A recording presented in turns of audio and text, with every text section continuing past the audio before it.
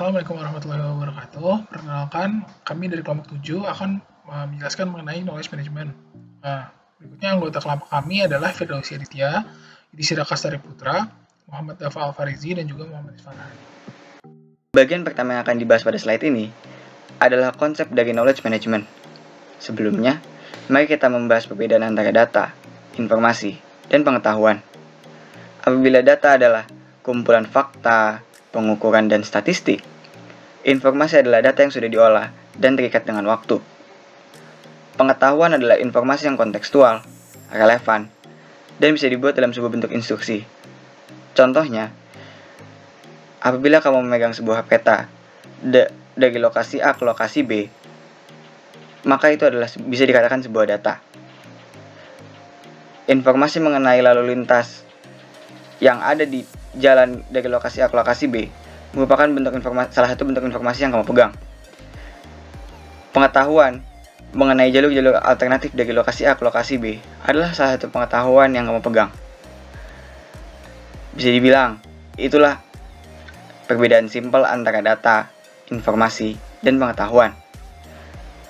Lalu pengetahuan tersendiri memiliki dua bentuk, tacit knowledge dan explicit knowledge. Explicit knowledge adalah pengetahuan yang sudah dikodifikasi atau dikomunikasikan sedemikian sehingga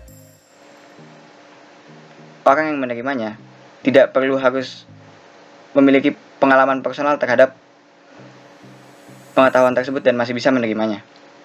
Sementara itu, tacit knowledge adalah kumpulan dari pengalaman, pandangan, atau mental map dari seseorang terhadap suatu kegiatan di organisasi. Umumnya, tacit knowledge tersimpan dalam kepala seseorang atau terikat dalam sebuah grup saja. Knowledge management adalah sebuah proses sistematik dan aktif dalam mengelola ide, informasi, dan pengetahuan yang dimiliki oleh anggota-anggota organisasi. Berikutnya adalah manfaat dari knowledge management. Yang pertama adalah membantu untuk pengambilan keputusan, lalu meningkatkan kemampuan inovasi, meningkatkan efisiensi biaya, mempercepat penyelesaian masalah, meningkatkan kinerja dari perusahaan, dan meningkatkan daya saing perusahaan. Hal ini menjadi manfaat dari knowledge management karena banyak knowledge yang dimiliki oleh perusahaan yang dapat diolah untuk meningkatkan kinerja, daya saing, dan efisiensi biaya, lalu kemampuan inovasi dan penyelesaian masalah. Selanjutnya saya akan menjelaskan tentang bagaimana knowledge management mendukung DSS.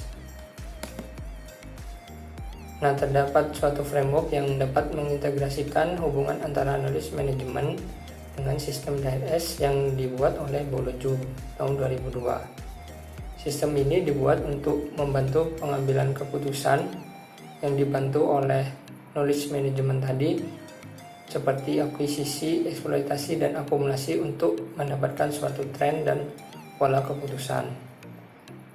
Nah, di sini ada gambar framework tersebut.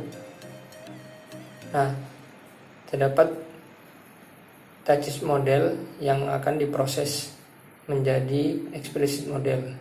Nah, proses ini yang di tengah ini merupakan knowledge management, sehingga artinya knowledge management merupakan proses yang dapat merubah tacit model ke dalam explicit model.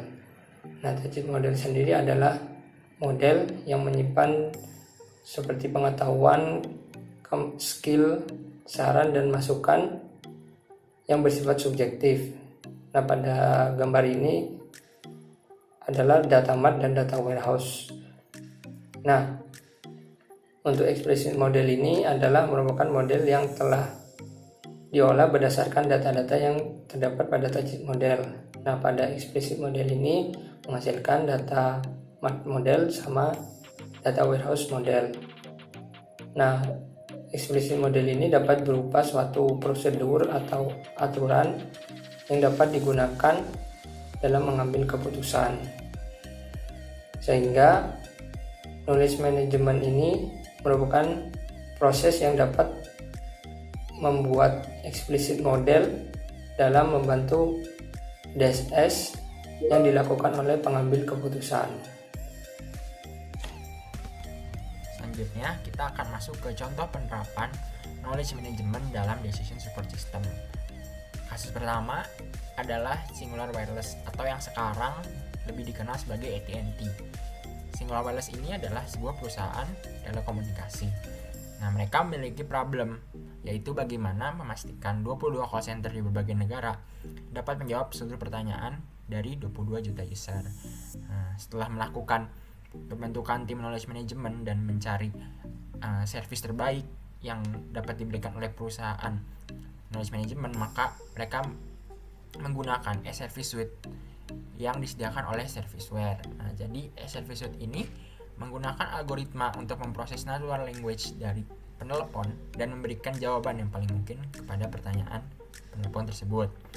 Nah, di sini setiap petugas call center dapat terbantu dari knowledge management ini, karena setiap menjawab pertanyaan maka penelepon ini dapat mendapatkan saran dari knowledge management e-service suite ini.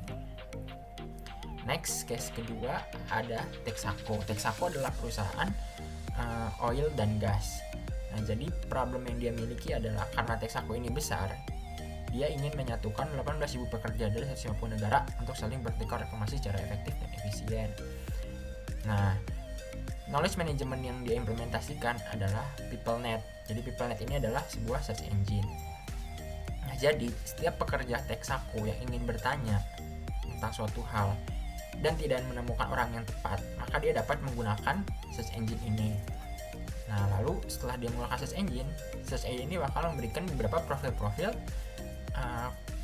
pekerja lain dari Texaco juga yang mungkin memiliki jawaban yang diinginkan.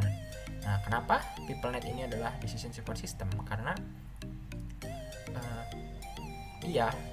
PeopleNet ini membantu orang yang ingin bertanya dengan menyediakan profil orang yang mungkin memiliki jawaban. Lalu setelah itu orang yang ingin bertanya tersebut dapat milih profil yang dia inginkan, yang mungkin menurut dia orang yang tepat, dan menanyakan pertanyaan tersebut.